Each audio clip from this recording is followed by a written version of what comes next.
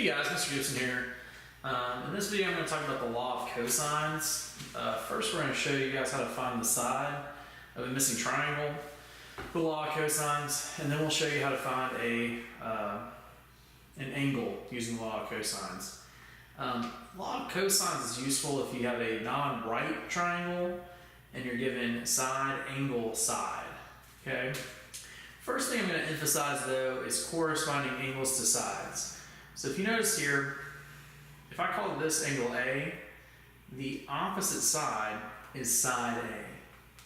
If I call this side or angle B, the opposite side is side B. Likewise, angle C, the opposite side is side C. So we have this formula, and there's multiple ways you can write this formula, but I'm going to write it just one way to make it a little more simple. Okay? And this formula is c squared equals a squared plus b squared minus 2ab times cosine c. Okay? Angle C. Now, the side that you're always going to have side, angle, side if you're finding a side using law of cosines. So the side that you're going to find, you're just going to label that side C. And the opposite angle is going to be angle C. The other two sides are AB. So in this example here, look, we have angle C. We're finding this opposite side, C. We got side, angle, side. Finding this side, the last side, and we got this angle right here. So we're going to call that side C. We're going to call this A, we're going to call this B. You could call this A and call this B. It doesn't really matter, okay?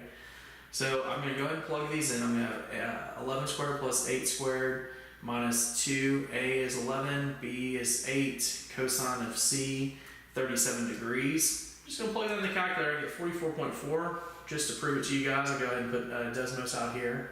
Okay. The last thing you don't want to forget though is this is C squared. To get rid of a square root, you guys are going to square root. Okay, so you'll take the square root of 44.4, and I might just do this in one long equation here. Okay. So instead of doing the square root at the end here, I'm just going to go ahead and square root all of this in my calculator.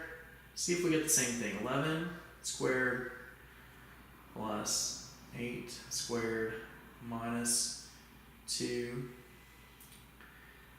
times 11 times 8 times functions cosine, that's why it's called the law of cosines, because we're using cosine, 37. I'm going to make sure I'm in degrees. Nope, I wasn't in degrees. I'm in degrees now. And sure enough, what do I get? 6.67? That's what we got, okay? So instead of you doing all of this and finding this number and square rooting it, I just did it all in one step where I did underneath the square root, okay? Next thing I'm going to show you guys is how to use the law of cosines to find the measure of an angle, okay? Again, it's for a non-right triangle, and if you're going to find the angle, you're going to need all three sides, okay? Again, just to simplify, I'm going to label the angle that I'm finding C. So here's our angle C right here. The opposite side is C. And these other two sides next to it are A and B, okay? As long as you label this opposite side C, you can't go wrong, okay? Because that's what we're subtracting off is this angle C. So cosine of C equals A plus B squared minus C squared all over 2 times AB, okay? Again, let me plug everything in. I got 8 squared plus 6 squared minus 7 squared, because again, this opposite side is C, over 2 times 6 times 8.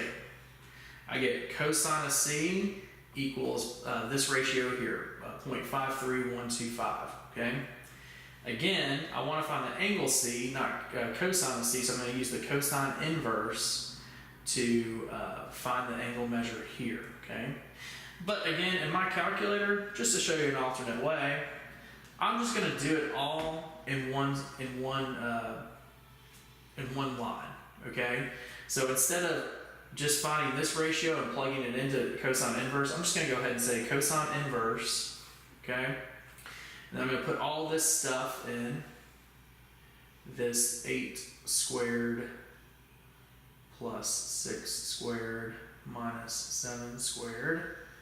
Okay, I'm going to put all that in all over 2 times 6 times 8. Okay. All right, and sure enough, I get 57.9 degrees, okay? So that's how you can use the law of cosines to find both angle measures and the sides of non-right triangles. To find the angle, you'll need side, side, side. To find the side, you'll need side, angle, side. Thanks for your attention.